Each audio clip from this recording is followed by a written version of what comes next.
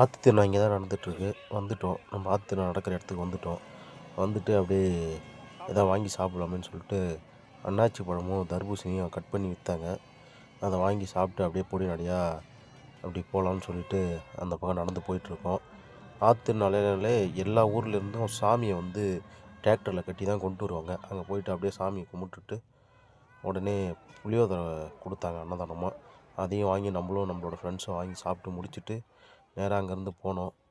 விழுப்புரம் மாவட்டம் தென்பெண்ணை ஆறு பிடாகம் இந்த இடம். பின்னாடி தண்ணி போயிட்டுருக்கு பாருங்கள். சரி, நம்ம சின்ன வயசில் பள்ளம் தோண்டி தண்ணி குடிப்போம்.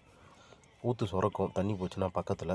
சரி, அந்த மாதிரி பண்ணலாமேன்னு சொல்லிட்டு நானும் நம்ம நண்பர்களும் பள்ளம் தோண்ட ஆரம்பிச்சிட்டோம். தோண்டி முடிச்சுட்டு அப்படியே ஒரு 5 நிமிஷம் அப்படியே விட்டுட்டோம். விட்டவுடனே தண்ணி அப்படியே எவ்வளோ பியூராக இருக்குது பாருங்கள். இந்த மாதிரி தண்ணி கிடைக்கவே கிடைக்காது.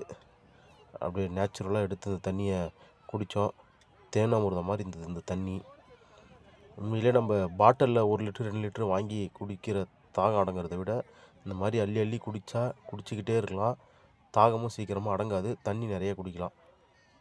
அப்படியே தண்ணி குடித்து முடிச்சுட்டு நம்மளோட நண்பர்களும் தண்ணியை பிடிச்சி குடித்தாங்க.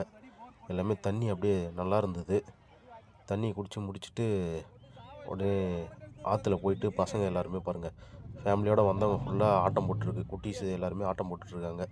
போயிட்டு கையை காலை கழுவிக்கிட்டு அப்படியே வந்தோன்னாக்கா ராட்டினம்லாம் சுற்றிட்டுருக்கு.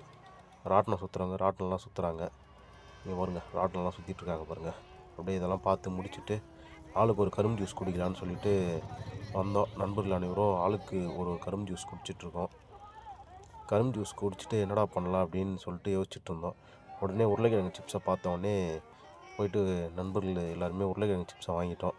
வாங்கி அதையும் சாப்பிட்டு முடிச்சுட்டு அப்புறம் பார்த்தாக்கா கோலி சோடா விற்றுட்டு இருந்தாங்க. சரின்னு சொல்லிட்டு போயிட்டு ஒரு கோலி சோடா, ஆளுக்கு ஒரு கோலி சோடா வாங்கி குடிச்சிட்டு உடனே நேராக அங்கேருந்து கிளம்பி ஒரு பொடி நடையாக வந்துட்டுருந்தோம். இவர் தான் பாருங்கள், இவர்லாம் எல்லாமே நம்ம நண்பர்கள். இவங்க எல்லாருமே நம்ம நண்பர்கள். இவர் எங்கள் சித்தப்பா.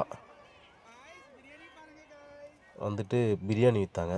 பிரியாணியை வாங்கிட்டு ஷேர் பண்ணி சாப்பிட்லான்னு சொல்லிட்டு பிரியாணி வாங்கிட்டு சிக்கன் 65 வாங்கிட்டு வந்து பிரியாணி சிக்கன் 65லாம் சாப்பிட்டு கிளம்பிட்டோம்.